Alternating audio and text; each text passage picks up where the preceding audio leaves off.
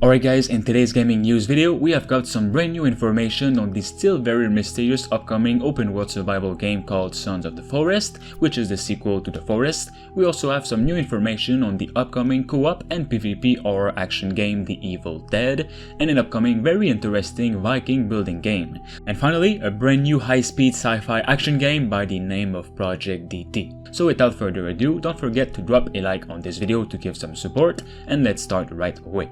In 2018, developers Night debuted its open world survival horror game The Forest, with a bit more than $100,000 in its budget. That is really not a lot for a game that sold over 5 million copies, and became one of the biggest sleeper hits in recent memory. Now Night is getting ready to do it once again with its next project, Sons of the Forest.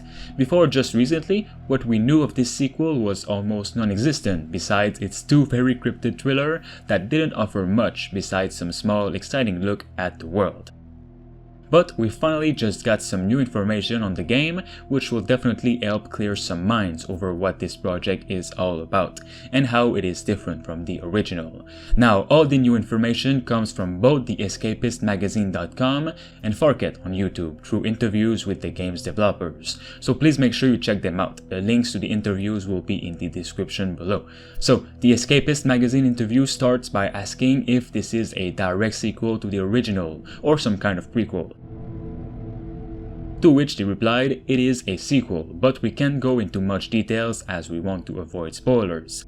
It is an expansion on the type of visual storytelling we did in the first game. There will be very little dialogue and a focus on players uncovering the story versus being forced to sit through long cutscenes that takes you out of the gameplay.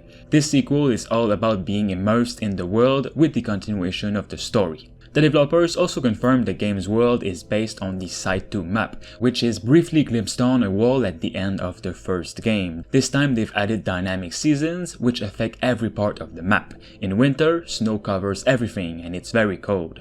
In spring, maple leaves turn orange and fall from trees. In summer, salmon jump upstream and turtles lay eggs on the beach, for example. You can pick those up and use it for food and such. How to survive, what food sources you have, and the world visuals all change dynamically, giving a different experience as the seasons come and go, which will give a very unique experience each time. I'm already excited just for this season only. The developers go on to say, for the sequel we wanted to take the next step in what a survival game could be. Digging, as you could see in the trailer, is new, along with 3D printing to augment the crafting system, but beyond that we have attempted to refine and improve every system. Building is more satisfying and immersive, crafting is more visual, and guns and other non-lethal weapons add more interesting combat options that we haven't seen in the first one. We're also focused on the interactions between the inhabitants and this world you're exploring. You'll be able to have some kind of relationships with them, which also ties into the next answer the developers give. AI is the main focus of the new game. For Sons, we have created a new AI tool that we call Veil. This tool allows for the creation of some extremely complex behavior, and characters can now become afraid, tired, angry, hungry, thirsty, bored, and etc. And these feelings influence their decisions. We're really excited for the players to get a chance to experiment with the inhabitants. They also confirm Sons of the Forest exist in the same universe as The Forest, so they're bringing back a lot of the same themes and feel to this game. They'll be expanding on some of the ideas they introduced in The Forest and adding some new ones, which players should find unnerving. In addition to stealing logs, the new AI allows for much more coordinated attacks on your base and more interesting interactions. For instance, the AI can use zip lines to get into your base, they can steal resources from you, or may just want to torment you. They make decisions based on their individual objectives and experience, making them feel much more alive than in the first title. A small example is the woman in the trailer. You can try and have a little relation with her. You can try to have her like you, ignore her, scare her off, and how you interact with her is up to each player. The new world is about 4 or 5 times the size of the first game. They also go on to say that yes, Sons of the Forest will have the full multiplayer experience on launch, with co-op, which I'm really happy about. The game is coming in 2021. Next up, we have some new information on the upcoming Evil Dead game coming to last gen and current gen and also PC in 2021. The game will feature co-op and PvP action and looks to include not only Bruce Campbell's Ash, but many other characters from the Evil Dead movies. Boss Team Games and Saber Interactive, who created the World War Z game, are behind this title. Now here is the new information we have on this project. For the first time ever, the Evil Dead universe comes together in one over-the-top experience starring boomstick brandishing, chainsaw wielding, or hero Ashley G. Williams. This project is a one-of-a-kind game that casts players against the forces of evil that have been unleashed from the Necromonicon Ex Mortis, with sights and sounds inspired by all the films. You'll be able to work together as a team of 4 survivors, exploring the environment and locations, looting places, crafting all kinds of things like weapons, also managing your fear, and finding key artifacts to seal the breach between worlds. You'll also be able to fully take control of the powerful Kandarian demon to hunt Ash and his friends while possessing deadites, the environment itself, and even the survivors themselves as you seek to swallow their souls.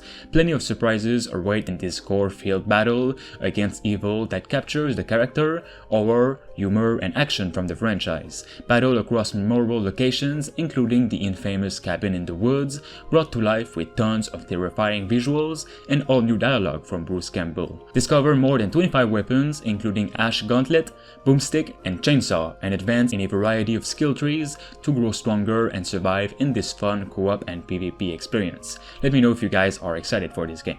Finally, we have Viking City Builder, which is looking like a really good and realistic real-time strategy Viking game, and I love it. Here's the game's description. The Viking Age, uncertain times for Europeans when the Norsemen started a large-scale conquest campaign throughout Europe to broaden their territories. In this game, you'll become one of the leaders of one such group, and after pillaging a small village, you and your Viking brothers decided to settle down and build your own settlement on top of the ashes.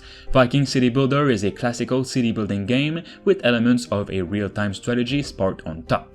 Make a new place to live for your Viking brothers and sisters. Build homes, longhouses, boating houses, ritual houses, and many more constructions from the era.